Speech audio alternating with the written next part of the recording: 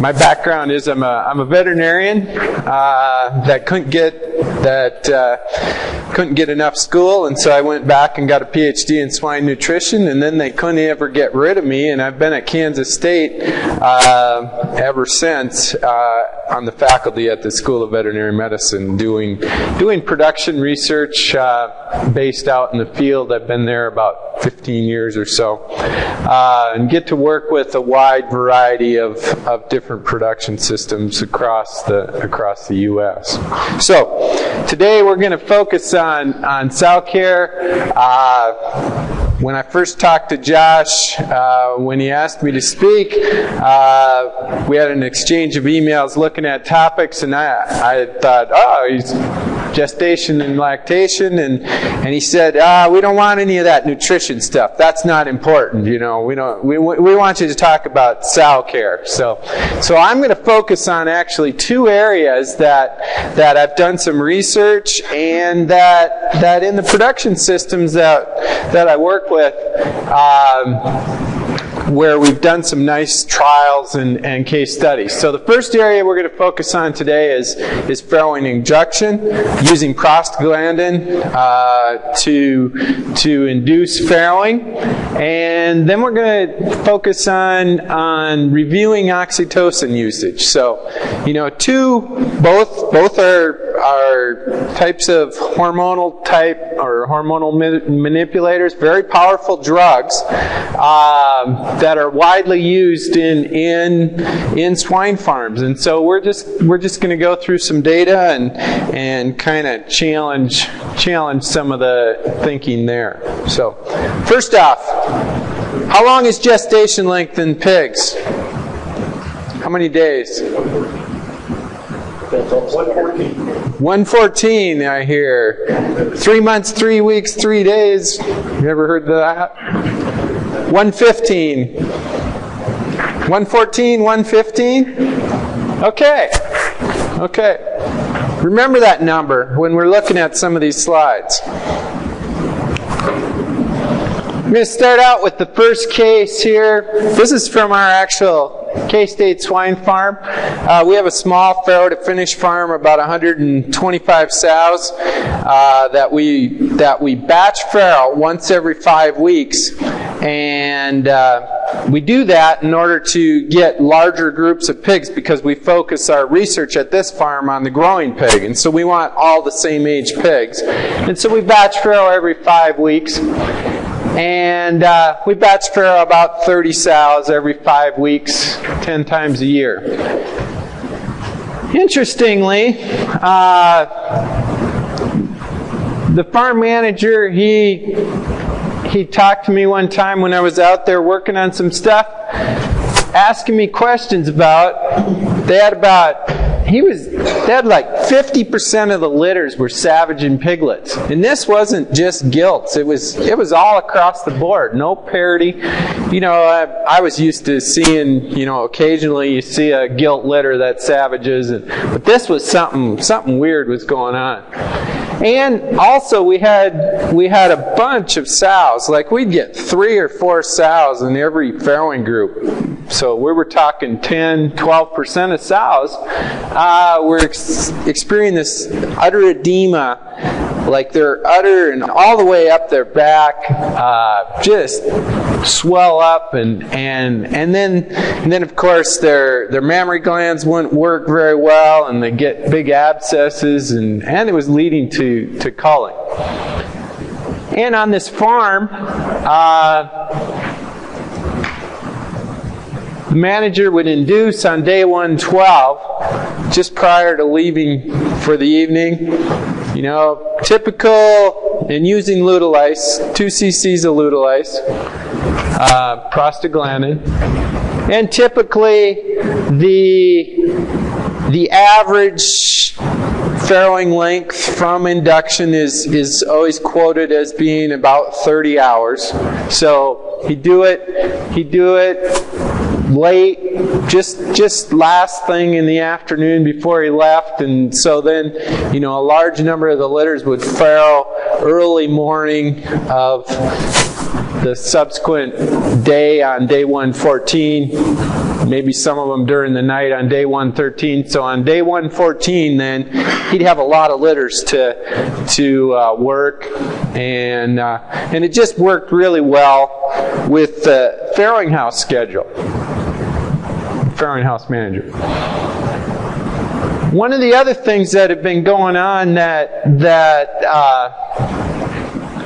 I didn't know if this had anything to do with it or not, but we had recently changed our maternal line genetics from an F2 cross, a PIC Canberra 22, to an F1 cross, the maternal line, the 1050 or the York Landrace type cross. So we had a genetic change there as well. And you can see here in this slide. So the first thing I did was I pulled up a year's worth of gestation length records on this farm, and you can see inducing late in the afternoon on day 112. Not very many of them were farrowing on day 113. And then you can see well over 50% of the litters were farrowing on day 114. And then a few more out here in day 115 and 116. So we had a fairly tight distribution of gestation length. And at this point, I had not looked at much gestation length data, and I had no idea if this variability, this is standard deviation over here. I thought, oh, that looks like pretty tight, but I had no idea what normal was in a farm that doesn't induce. And so we had a farm in Kansas, actually the farm where we were getting the gilts from, didn't practice induction because they were being a genetic multiplier. It was part of their protocol that they couldn't induce for some genetic selection reason. I can't remember what the reasoning was. But this farm is represented in green here. You can see our average gestation length was 114.4, and this farm was 116.3. And like you said, I always thought 114, 115 days, gestation length, that's kind of set in stone. So you induce day 112, day 113. And I got to looking at this and this distribution, and if you look at, we were inducing some of these sows, we may have been inducing them 3 or 4 days early. And if you look at the label for Lutulase, it says there's a caution on there not to induce sows more than 3 days before their natural gestation length, because of you get weak-born piglets and those kind of things. So we implemented a new induction protocol using Lutulase, continue to use Lutulase 2 cc's, but we went to only inducing sows that hadn't farrowed by day 118. So we're just using it to clean up the tail end of the group that was having an extended farrowing interval. And we can see here, here's the same data that I showed you. This was beforehand. Average of 114.4. Our average in the last year was 116, and you can see we induce anything over 118, so we have very few sows there that are left in there. So we've definitely changed the distribution of our gestation length. And the other thing is we virtually have no savaging problems anymore. And I don't know if it was connected or not. I have no idea. But the udder edema, we virtually have no problems with that anymore. And so I've talked to some of the mammary physiologists and stuff, and that initiation of lactation and stuff, certainly prostaglandins, I think there was something there with the induction that went on, that we were inhibiting or interfering with the normal mammary development in these sows as well. And so I truly think there was some connection there with the udder edema. I don't have any good information on that for sure. But we definitely reduced our savaging.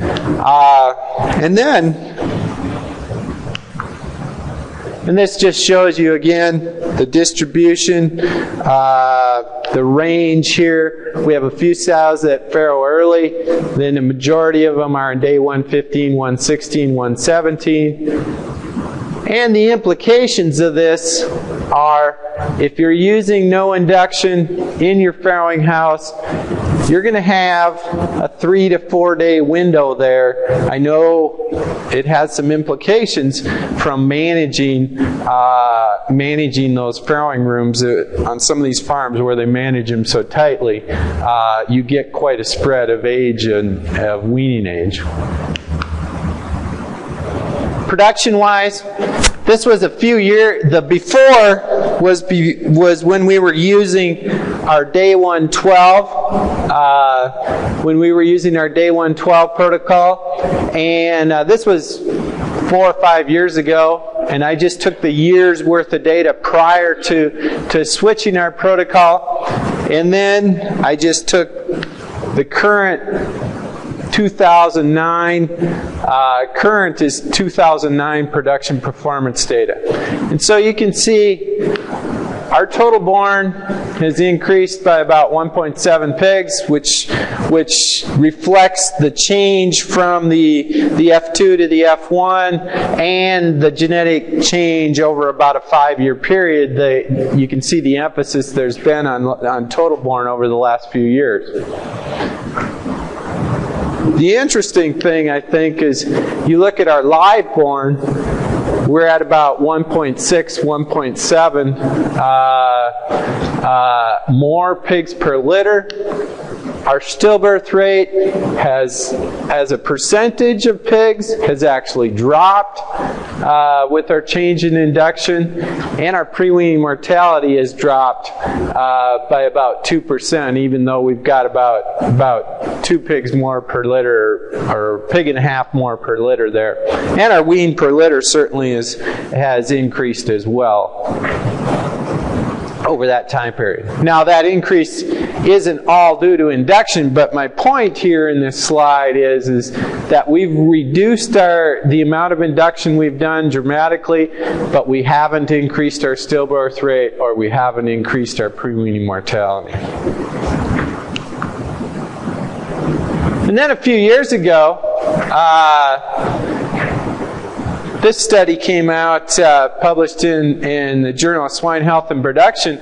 This was some data out of Canada. And the first thing that when we were looking at this was some veterinary students doing some on-farm research that really struck me was their control sows were day 117. And their induced sows were day 115, because they were inducing on day 114, so they had a 115 average here. It was a small study, about 25 litters per sow, and so unfortunately their total born wasn't exactly identical, just due to variability. We wouldn't expect induction to have much impact on total born. But you can see, even though there was a pig difference in total born, there was only about a half a pig difference in live born. In fact, the control pigs were starting to make up for it. Less stillborn pigs. And this is a number that really stood out to me, was there was almost double the pre-weaning mortality in the control versus induced. So you ended up in the control versus induced, even though our total and live born were less, the wean per litter was exactly identical. The number weaned per sow was identical. They also tracked piglet treatment rate, where they had 8.3 versus 16% of the piglets were treated, and it didn't matter what they were treated for. If a piglet was treated for scours, if they were treated for a joint, if they were treated, they just categorized as the percent of pigs that were treated. And this is the one that really stood out here, that piglet weaning weight was almost 1.3 pounds increased per pig. So this was a huge deal. And at about this same time, we had done a number of years ago, we had done some weaning age. And one way to increase weaning age in farrowing houses was to induce sows. And we had, at about this time, I saw some production managers that were promoting using induction to increase weaning age. Yes, these pigs would be 2 days older, but certainly not getting any advantage to weaning age when their gestation length was shortened up. So the important point there is physiologic age. Weaning age is the total of both weaning age and gestation length. You need both of those together. You need the natural gestation length and a natural weaning age in order to capture those benefits there. So this was a small study, and some people argued, well, their liveborn's a little less. Maybe that growth rate is due to a smaller litter size. And so I had one farm that I work with wanted to try to look at some of this data. Unfortunately, they're taking it to a larger scale, but unfortunately, we were unable to follow the sows the litters in the farrowing house. What we're doing here in this study, the response criteria was to look at their induction protocol. Their induction protocol was day 113 induce, and then they wanted to evaluate 2 other treatments, induce on day 114 or none, with no induction. And so we can see across the 3 treatments there, we've got about 275 sows per treatment. You can see the total born just under 13. No difference across treatment there. Stillborns, virtually identical. Stillborn and mummies. So we ended up, whether we had whether we induced or not, we had the same liveborn. And the reason why they were inducing on this farm was so that they could observe more litters and reduce their stillbirth rates. And you can see that was the primary reason they were doing it, and you can see virtually no difference in their stillbirth rate. We also looked we also tracked the amount of litters that were observed. We categorized litters and tracked. So if they farrowed at night, those piglets were not observed. If part of the litter, they come in the morning, part of the litter was farrowed, we tracked it there as being not observed for that part of the litter and being observed. So if they were farrowed during the normal working hours during the day there. You can see, certainly induction, day 113, farrow on 114, induce on day 114, average just about day 115. We had, now when we're inducing at day 114, we had a few more sows farrowing naturally, so we didn't have quite the 1 day increase that you would expect. And then naturally their gestation length is day 115. So, I've got 3 different studies, 3 different farms. day 115 gestation length, day 116 gestation length, and day 117 gestation length. So, I think the moral that we're starting to see here is, as we go through this data, gestation length is not always day 115 or day 114.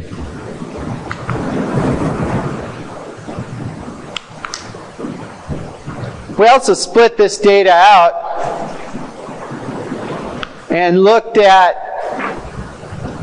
litters that had less than 5% of the pigs that were observed being born.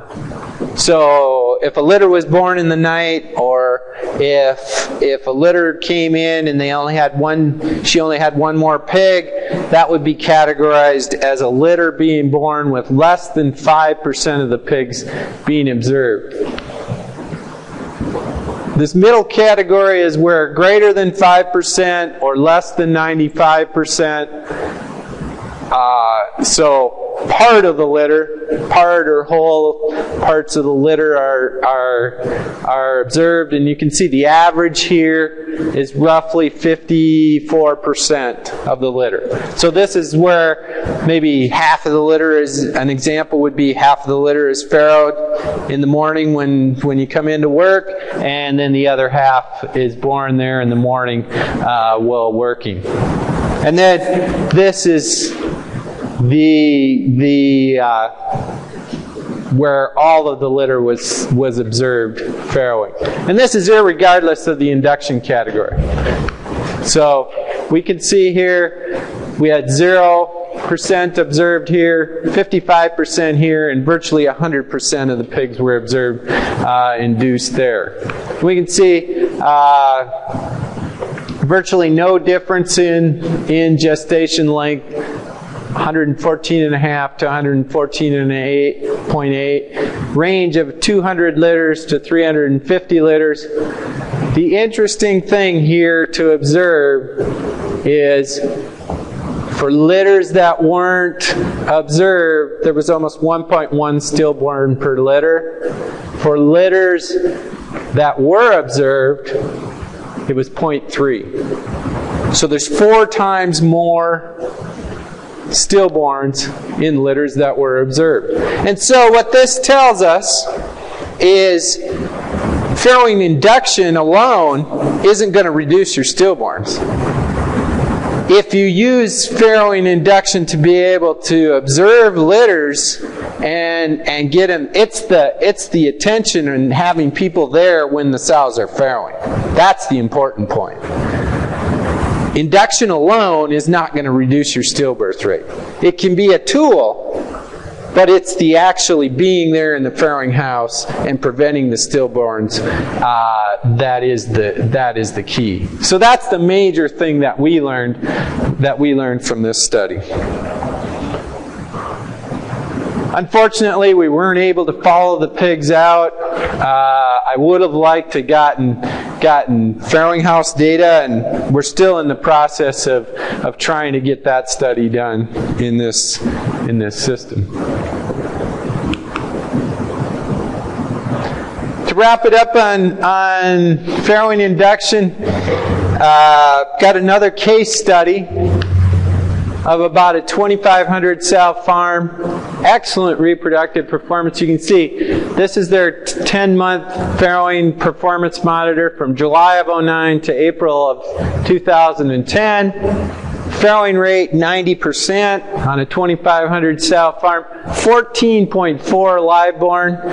So 13.3 live born. Some of these numbers that you hear quoted out of Europe and France, this is a farm that's rivaling those reproduction numbers. 5% stillborns on a 14.4 live born. Just unbelievably good farm.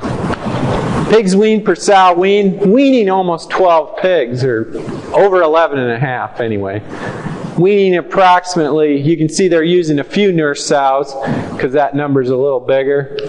Pre-weaning mortality, struggling, 12.5, 13%. Sometimes it bounces up 14, 15%. You know, you'd expect pre-weaning mortality is going to be a little higher because we've got these huge litters and sows that are, you know, for milking and those kind of things.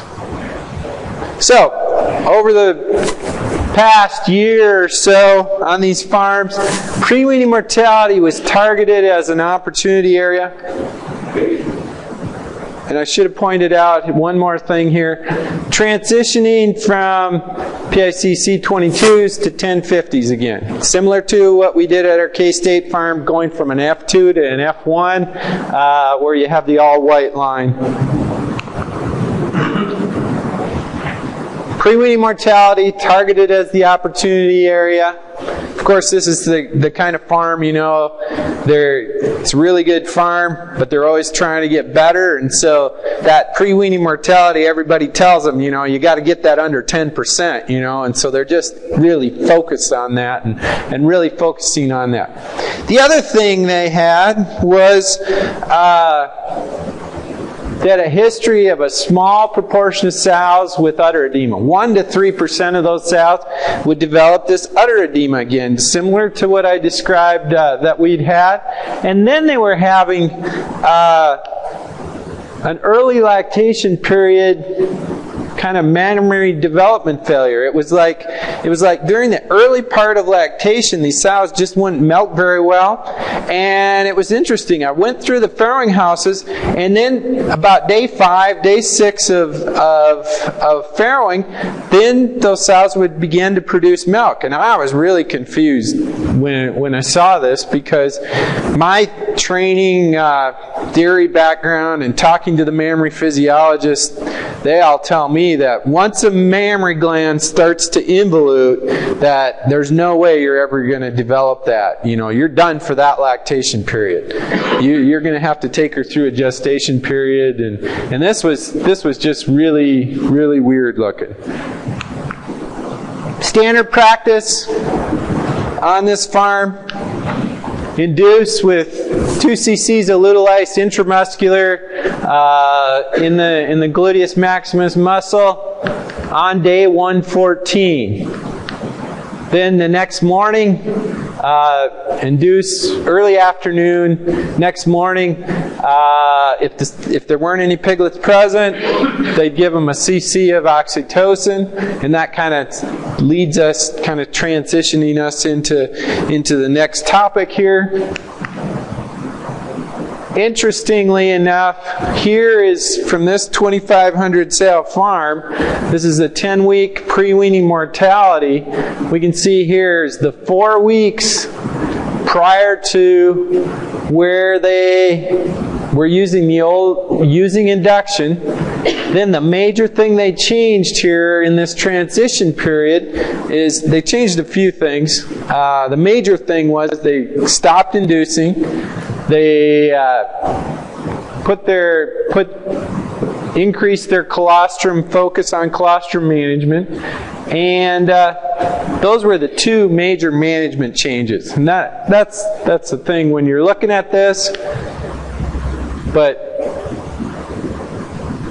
in the 4 weeks post management change, it took them a couple weeks to get things situated here. Look at here, pre-weaning mortality 8.4%. And this is on a 2,500 sow farm. I mean, to drop pre-weaning mortality by a third, something major is going on in this production system. And they were able to actually do this not in just this farm, but do it in a couple of other farms within the production system as well. So, moral on induction. I talked about we've had 115, 116, 117 average gestation length. The key there, if you're going to use farrowing induction, you got to determine your gestation length. I'm convinced that you get more than a day or two early in gestation length, that we lead to a lot of problems in sows with mammary development.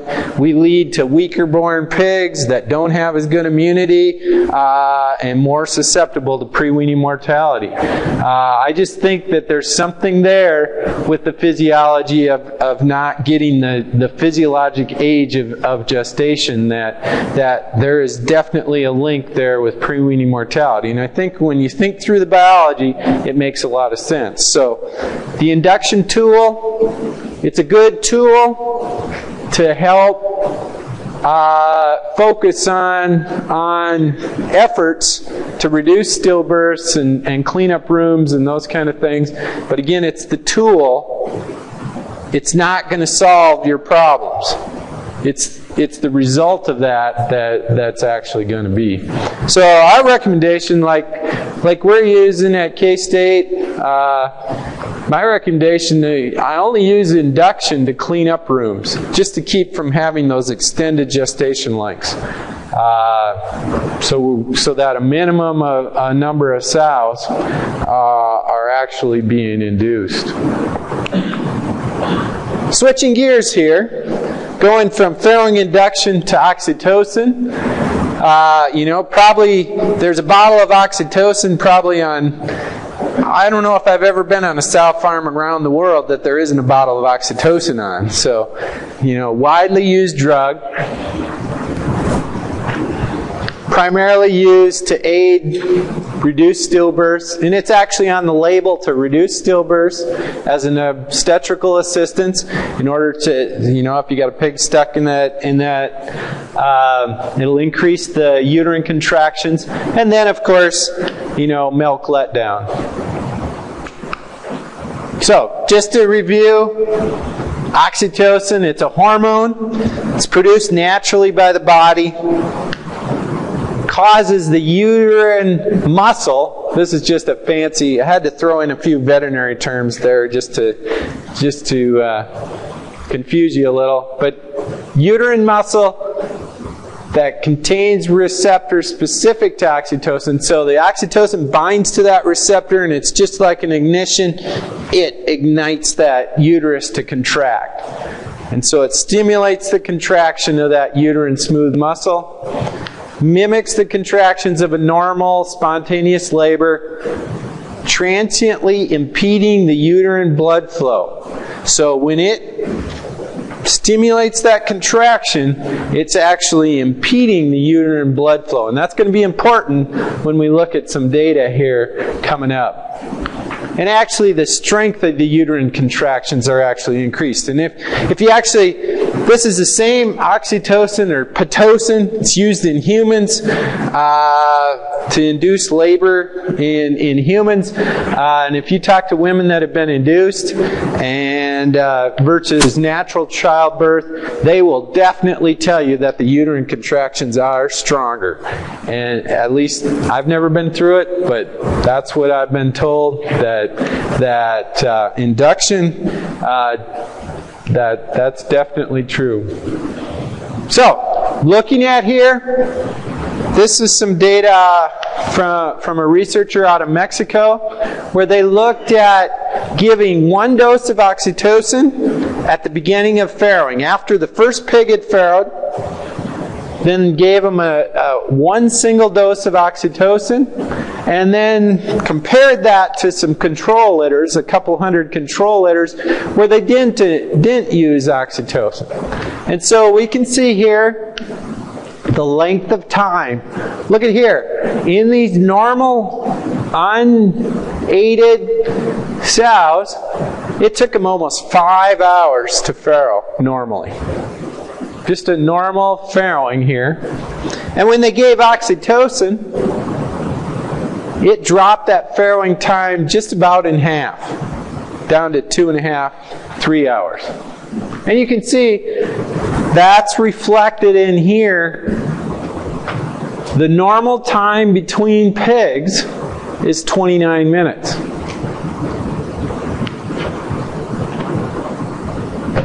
Normal time and remember, this was 1 dose of oxytocin at the beginning of after the first pig. Just one dose. 14 minutes between piglets here. So reduced it in half. And I think that's, a fairly standard practice on sow farms that I run into. If you don't see a pig in 15, 20 minutes, give her a dose of oxytocin.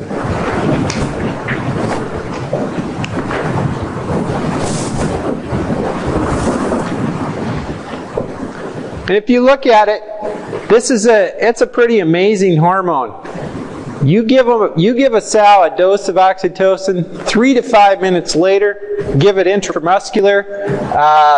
That uterus, when you're sleeving her, you can definitely tell that it's having an impact. And you can see that when it's intramuscular, it's got a duration from a single dose of 2 to 3 hours. There's a pretty extended time of action, but it's not like it lasts for days. So this hormone is metabolized out of the sow's body. She excretes it out. But it can be a fairly extended duration from that single dose. So think about that. If you give one dose, and then 45 minutes later you give a second dose, and then 45 minutes after that you give a third dose, we've got a pretty extended amount of oxytocin in that sow.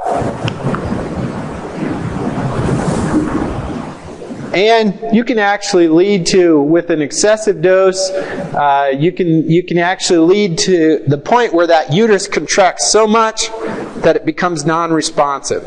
And it's just like standing there, you're all, it's like if you plug yourself into the electricity socket, your muscles would contract and you just, you can actually get to the point, and you overuse it, you can get to uterine rupture. Well, this was the data that, when I first saw this article a few years ago, that I thought was very interesting. This was from an earlier study than the one where we had the duration one. When this study came out, I thought it was really striking to me, because I was always, if you don't see a pig every 15 minutes, you got to give her a dose of oxytocin, be sleeving her, be stimulating her, get those pigs out of there because they're going to suffocate. Lo and behold, I looked at this. Only 37% of litters had one or more stillborns. 82% of the litters had a stillborn where they had treated it with one dose of oxytocin and then left them to farrow. I was like, whoa! As a veterinarian, you're like,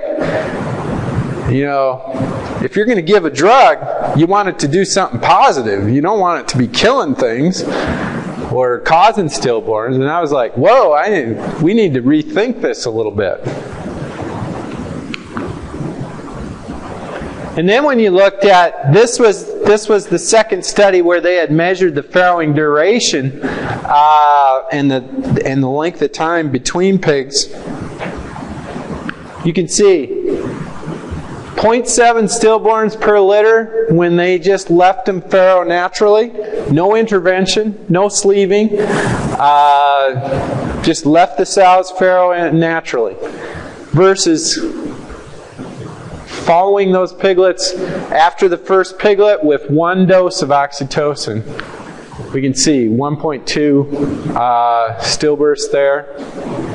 And then they went in and this was actually a really nice study. Then they look and they took pieces of the umbilical cord and they examined it microscopically.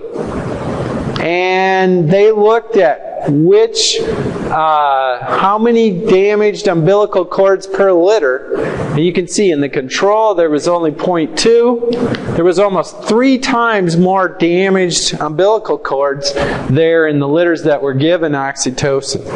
And so what was happening was this is a very strong drug, contracting that cord and causing damage to the umbilical cord. And what's going to happen when you damage that umbilical cord?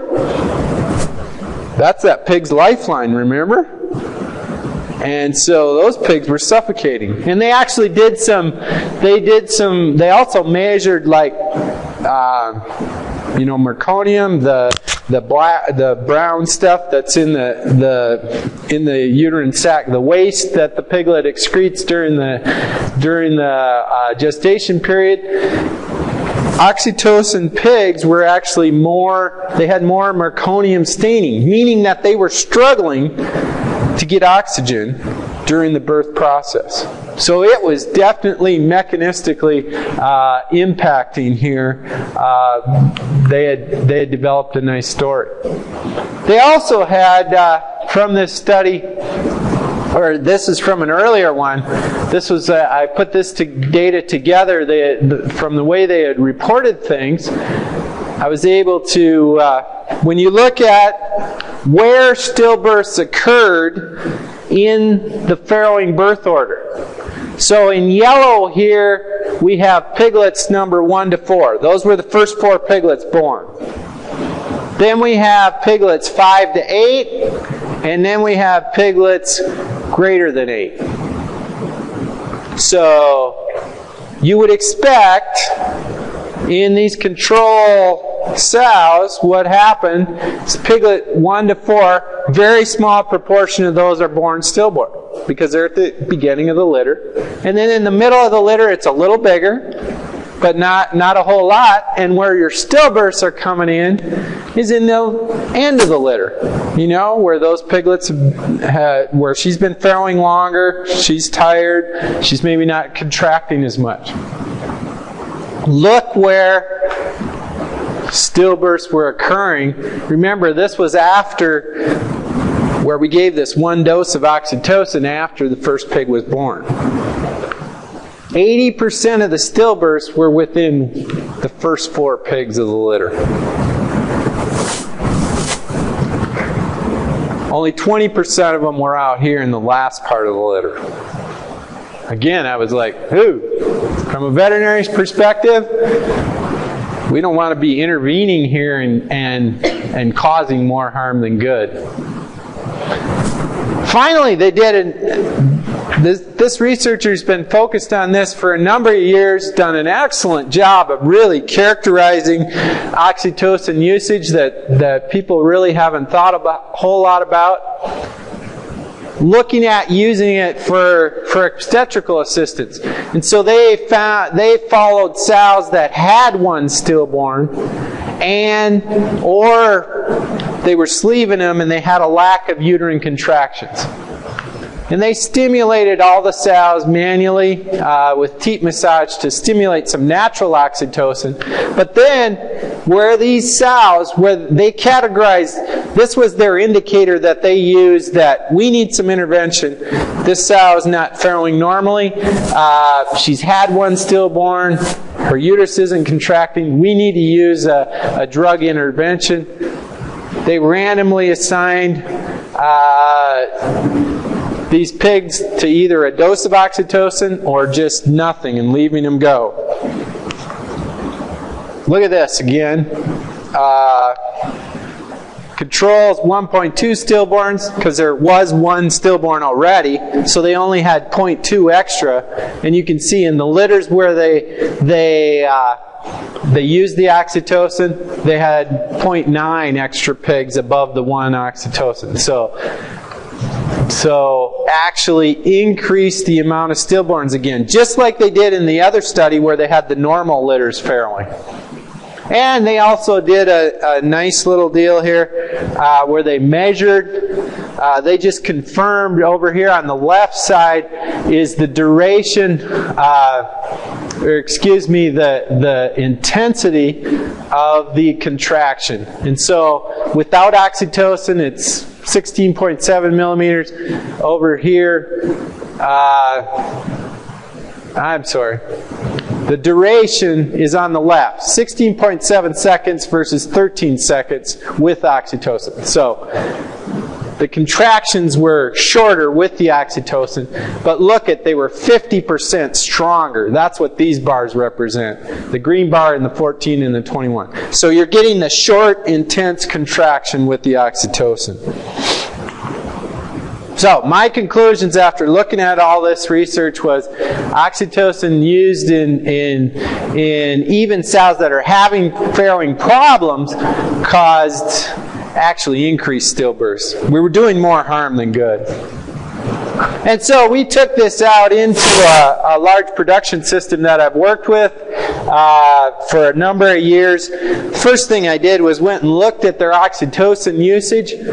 They were using 8 milliliters per sow farrowed. I was like astounded. They were using some for milk letdown as well. But the amount of oxytocin they were using, if a pig hadn't been born, I think they were using like 10 to 15 minutes. If there hadn't been a pig born, a sow was getting a dose, and they were using 1.5 to 2 mils per dose of oxytocin. They were using about $20,000 of oxytocin a year in this 28,000 sow system. So, oxytocin is cheap. It's very inexpensive. I think this was number 32 on their total drug cost usage in the whole production system. So, change the guidelines. You can see here, over a number of years, 1.4 stillborn pigs per litter. What they did was they just went across the system, took all the oxytocin usage out, and said, no more. We're not going to use any oxytocin. Maybe kind of a radical change there, but you can see over time it's hard to tell because there could be other things going on in the production system, but you can see there was a dramatic change from June to the next February, where stillbirths dropped from 1.4 down to about 0.7, 0.8 pigs per litter. At the time, they were producing a wean pig for about $25. You figure about $10 to $15 in profitability. We figured the opportunity cost of a stillborn pig was about $40. This reduction in stillbirths was worth just about $1.5 million to this production system. $21,000 worth of oxytocin reduction, netting, or not netting, but producing about $1.5 million in opportunity cost. So, really got us thinking, for the farms that I work with, really got us thinking about, are we using oxytocin correctly? So, asking the questions, use 10 international units. In the U.S., a dose of oxytocin is 20 IUs per mil. To my knowledge, it's all the same dosage in the U.S. I've ran into some other dosages in other countries, but to my knowledge, it's all 20 IUs. So, a 0.5 mil per dose, or if there is another dose, another concentration, 10 international units per dose. So, a 0.5 mil. And the other thing when I go into farrowing houses, I start asking people, where's your oxytocin bottle and what's the syringe you use? They'll pull out a 12 cc syringe. How well can you get a 0.5 mil dose with a 12 cc syringe? I can see there's some people laughing here because they're using the 12 cc syringe in their farrowing house. You got to use an appropriate size syringe. So you get, tuberculin, the 1 mil syringes. You just got to get the right dose. We set a maximum of 2 doses per sow, and I think that's even probably on the high side. But some people insist that they need the tool. Here's the one that really this is the one that's really been successful on farms to really use oxytocin in an appropriate manner. We limit it to the 8th pig farrowed. Just no using it until the 8th pig's farrowed. I know lots of times you can't have black and white rules just to do things, but you can go into farms, you can say no oxytocin until after the 8th pig, and she's got to be a parity 3 and older. That'll help reduce stillborns tremendously. As we begin to wrap it up here, what I do when I go in and look at production records, again, I go in and calculate the milliliters of oxytocin per liter farrowed. If it's over 1.5 ml, you got to find out why. I did run into one farm, they were putting oxytocin in the semen so that, you know, their oxytocin usage was like 10 cc's per sow. I was like, oh my goodness, this is going to be fun. We're going to come in and be the savior and drop stillborns and do all this. And then I found out they were using a bunch of it in semen.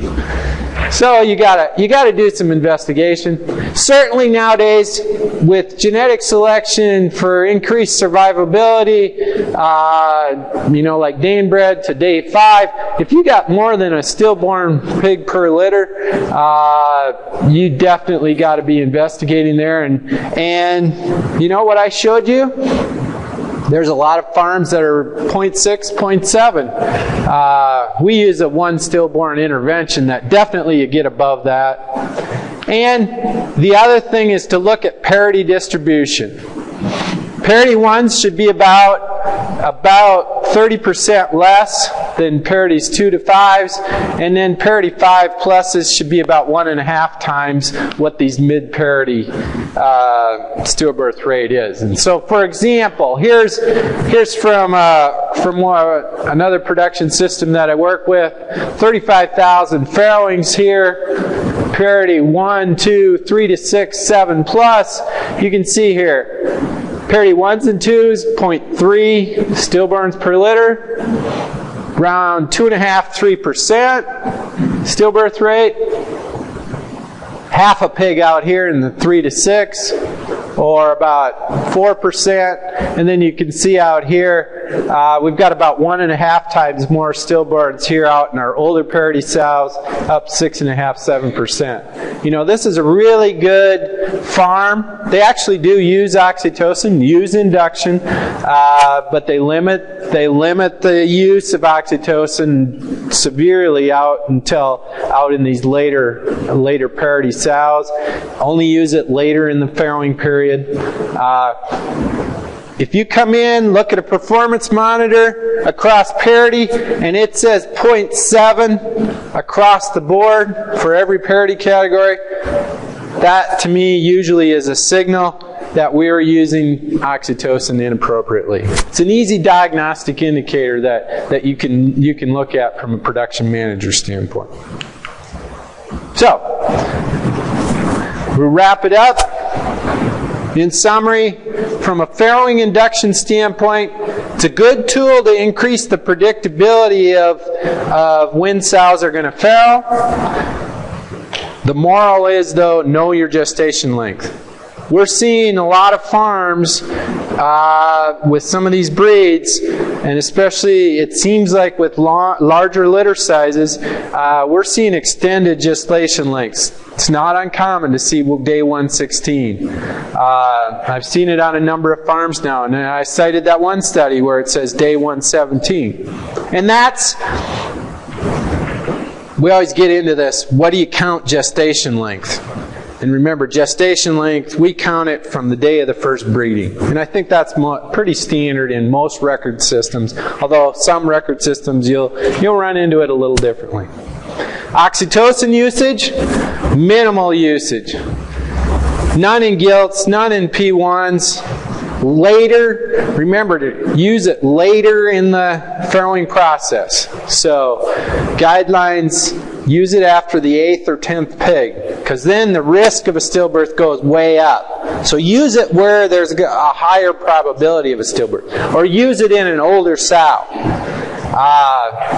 A parity 5 or 6 sow. have some guidelines. And then look at oxytocin dosages that are used. Go into farrowing houses.